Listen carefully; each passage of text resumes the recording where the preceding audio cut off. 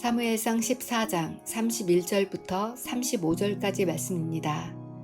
그날 이스라엘 사람들은 믹마스에서 아얄론까지 쫓아가며 블레셋 사람들을 쳐 죽이느라 몹시 지쳐 있었습니다.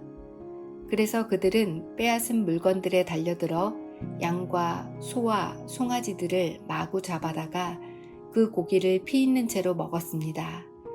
그러자 사람들이 사울에게 말했습니다. 보십시오. 사람들이 고기를 피 있는 채로 먹어 여호와께 죄를 짓고 있습니다. 사울이 말했습니다. 너희는 하나님을 배신했다. 당장 큰 바위를 이리로 굴려오라. 사울이 또 말했습니다. 너희는 저들에게 가서 내게서 소와 양을 가져다가 이 돌 위에서 잡아먹되 피가 있는 채로 고기를 먹어 여호와께 죄를 지어서는 안 된다고 전하라. 그리하여 모두가 그날 밤 소를 끌어다가 거기서 잡았습니다.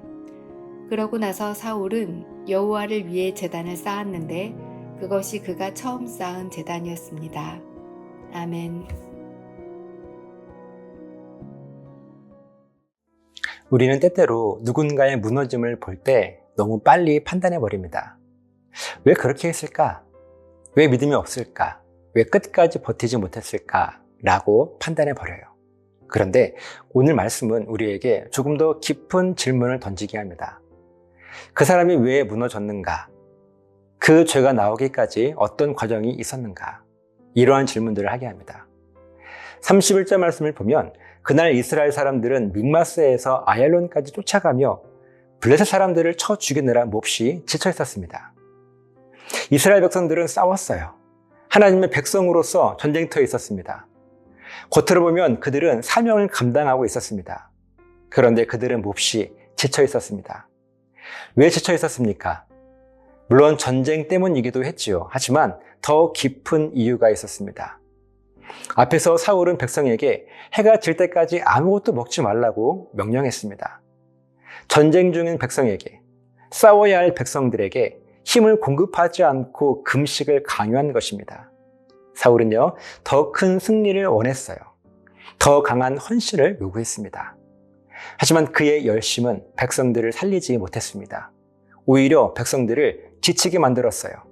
그리고 32절 말씀을 보면 백성은 빼앗은 짐승들에게 달려들어 고기를 피 있는 채로 먹습니다. 이것은 하나님 앞에서 분명한 죄였죠. 하나님께서 금하신 일이었습니다.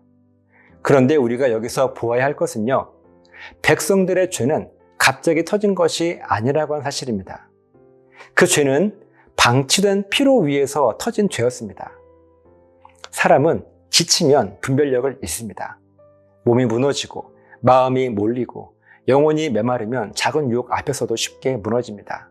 그래서 죄를 다룰 때는 단순히 왜 그 죄를 지었느냐라고만 물어서는 안 됩니다. 왜 그 사람이 거기까지 몰렸는가 하는 것을 함께 보아야 해요. 33절 말씀을 보면 사람들이 사울에게 말합니다. 보십시오. 사람들이 고기를 피 있는 채로 먹어 여호와께 죄를 짓고 있습니다. 그러자 사울이 말합니다.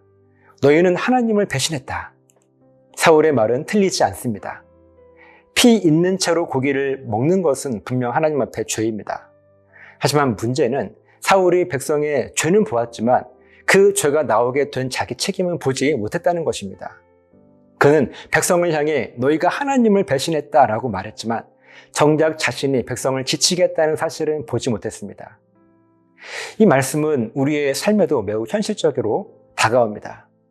리더가 공동체를 지치게 해놓고 사람들이 무너졌을 때 왜 믿음이 없느냐고 말할 수 있어요.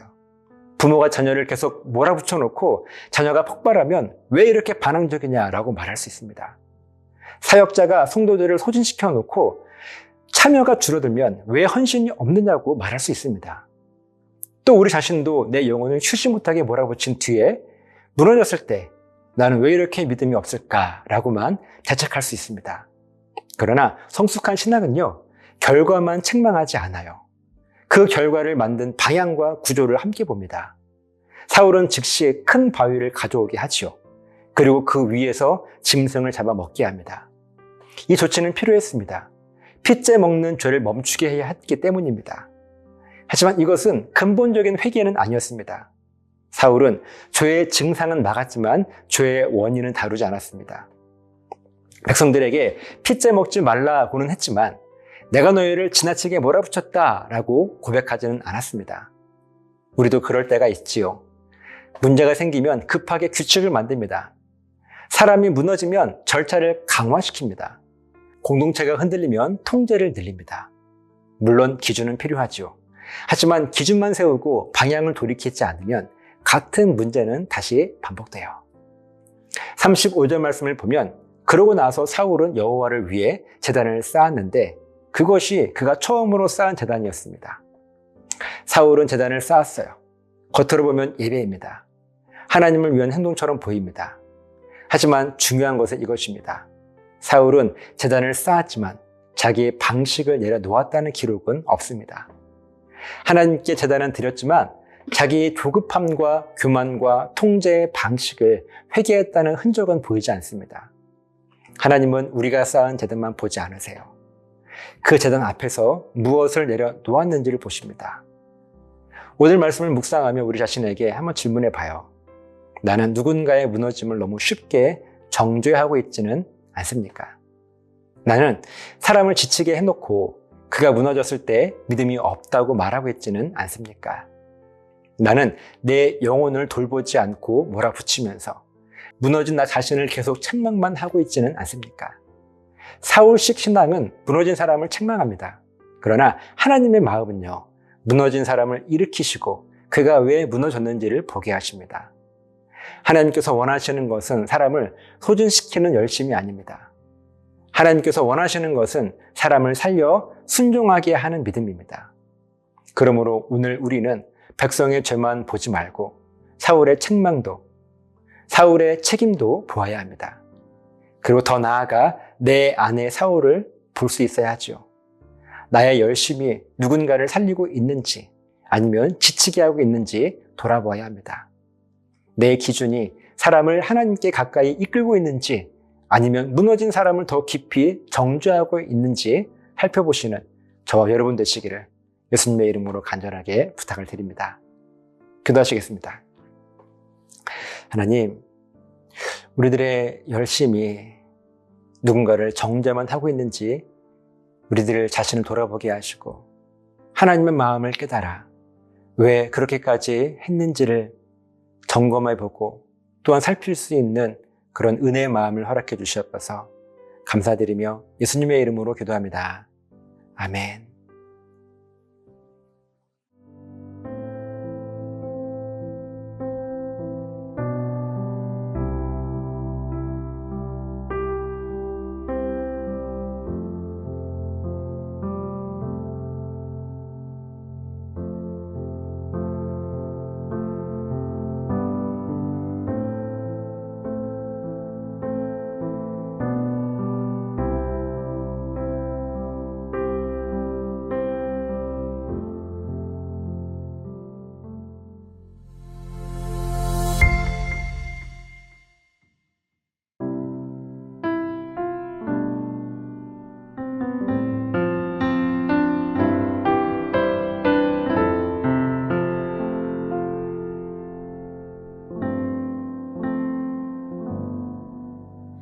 주를 바라며 구한 모든 것 꺼낼 수 없는 마음도 주님 듣고 계시네. 뜻하신 대로 인도하소서. 언제나 주님 따르며 그 곁에 거하리라.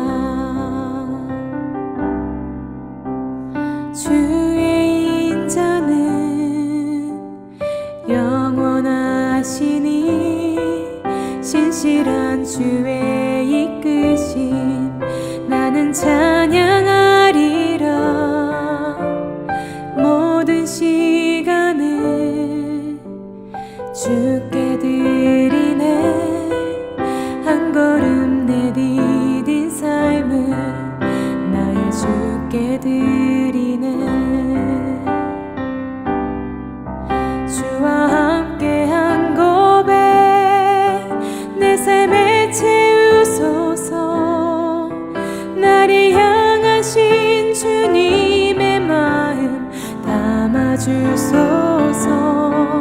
주의 품으신 계획 온전히 이루소서.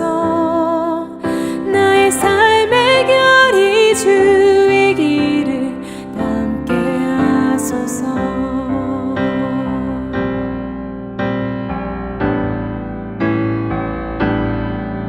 주와 함께한 고백 내 삶에 채우소서. 나를 향하신 주님의 마음 담아주소서.